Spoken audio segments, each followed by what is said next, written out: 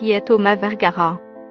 Depuis le troublant drame survenu dans la nuit du jeudi 6 au vendredi 7 novembre dans un appart-hôtel de Boulogne-Billancourt, tous les médias s'interrogent désormais sur la relation tumultueuse qu'entretenait Nabila Benatia et son compagnon.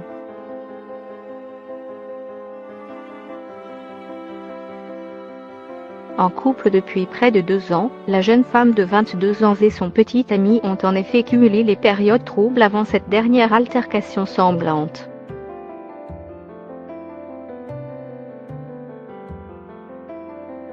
Faite de haut et de bas, leur histoire d'amour en dents de scie est aujourd'hui scrutée sous tous les angles.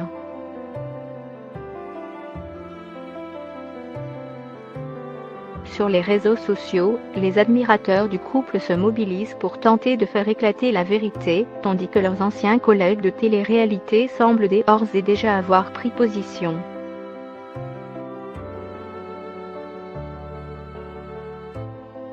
Lorsque j'aime quelqu'un, c'est à 100%.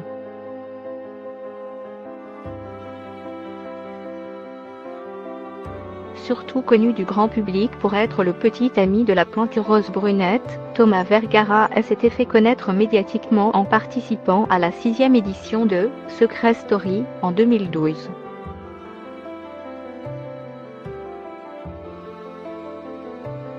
Doté d'un accent chantant, d'une répartie fringante et d'un caractère bien trempé, le beau gosse de 28 ans entre rapidement dans la catégorie « candidat phare » de l'émission.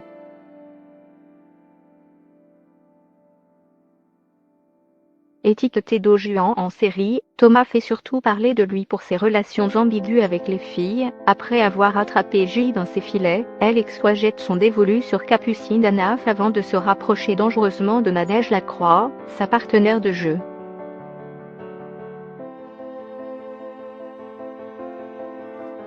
Une alliance aussi courte qu'agitée, arrivée aux portes de la demi-finale, le jeune homme est finalement exclu du jeu pour comportement inacceptable, après s'en être violemment pris à la candidate, propulsée grande gagnante de l'édition le 7 septembre 2012.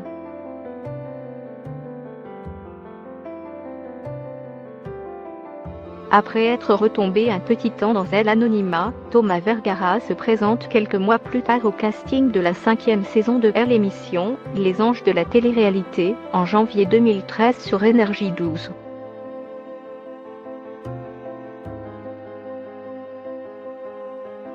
Je suis quelqu'un de vrai, d'authentique. Lorsque j'aime quelqu'un, c'est à 100%. Si je fais une rencontre, j'y aviserai point, confiait-il lors de son portrait vidéo.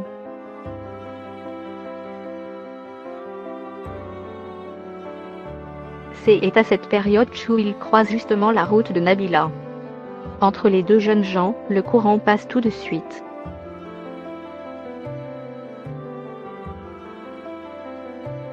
Après un court jeu de séduction, le duo officialise sa relation amoureuse à Miami, devant les caméras de tournage de l'émission de télé-réalité.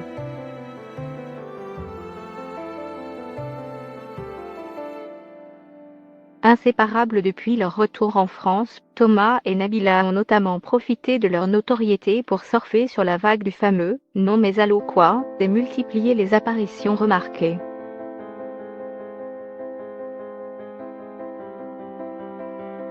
Entre bookings mouvementés en clubs et interviews négociées avec la presse People, le couple devient incontournable, savourant allègrement le buzz.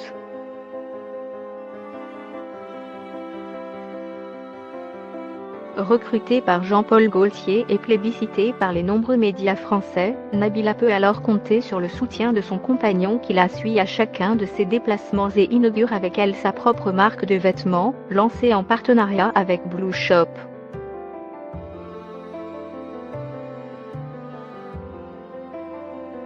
Lorsque la chaîne Énergie 12 lui propose finalement sa propre « Dynasty Reality » en juillet 2013, la jeune femme réserve une place de choix à son petit ami, qui intégrera à plein temps le casting de sa télé-réalité.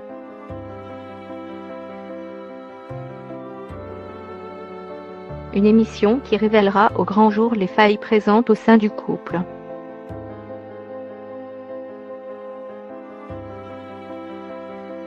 car si en apparence Thomas et Nabila sont fous amoureux l'un de l'autre, leur histoire est loin d'être un long fleuve tranquille.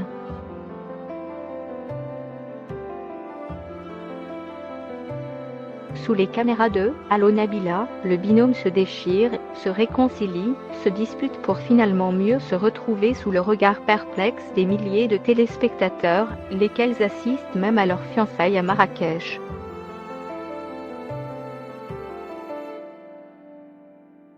Honnêtement, plein de choses ont été coupées. Quand je me dispute avec Thomas, quand on va trop loin, les gros mots sont coupés. Mais la plupart des choses sont là.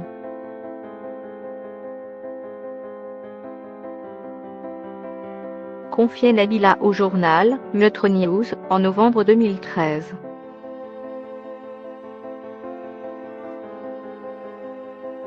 Couple tumultueux, Nabila Benatia et Thomas Vergara font également parler d'eux pour plusieurs faits divers. En septembre 2013, ils sont alors soupçonnés d'avoir saccagé la chambre d'un prestigieux hôtel situé à Marseille.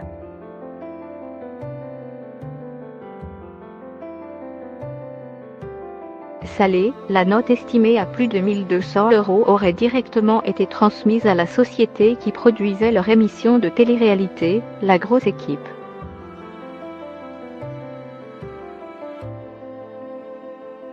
Selon les informations rapportées à l'époque par le journal La Provence, les dégâts auraient été occasionnés par Thomas qui, dans un grand moment de colère, aurait brûlé la moquette de l'établissement et brisé un écran plasma.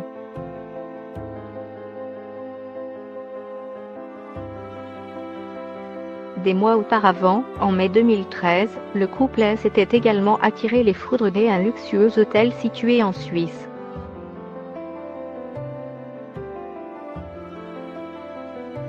Dès après le journal, le matin, Thomas et Nabila avaient précipitamment quitté les lieux sans prendre la peine de régler la chambre ainsi que les dépenses liées au séjour.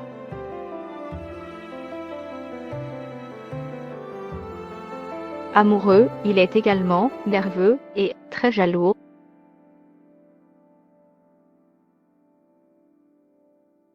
Bienveillant avec sa compagne, Thomas Vergara est également dépeint par son entourage comme étant quelqu'un de nerveux et de très jaloux.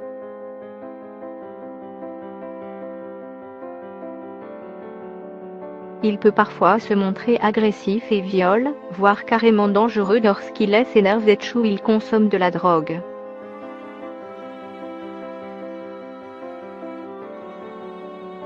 Il est très amoureux d'elle mais leur relation a clairement quelque chose de malsain, nous confie ce lundi un témoin.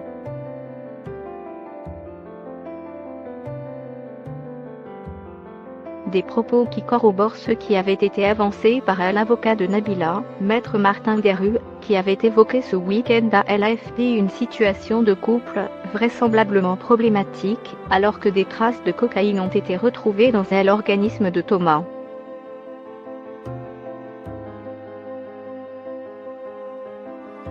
La personnalité trouble de Thomas Vergara pourrait-elle avoir poussé Nabila Benatia au pire?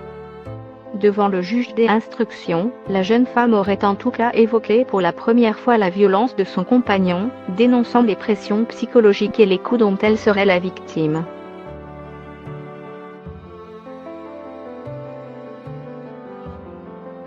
Si à l'image d'une femme harcelée et battue pourrait jouer en faveur de Nabila, les juges craignent pour l'instant que ce témoignage ne soit une stratégie de défense, tempère cependant RTL.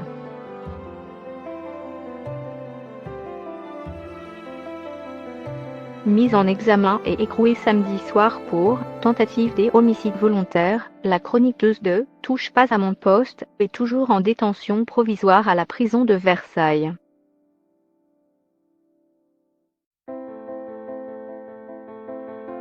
Toujours en observation et confronté à la version de sa petite amie, Thomas affirme que la thèse de l'automutilation est n'importe quoi.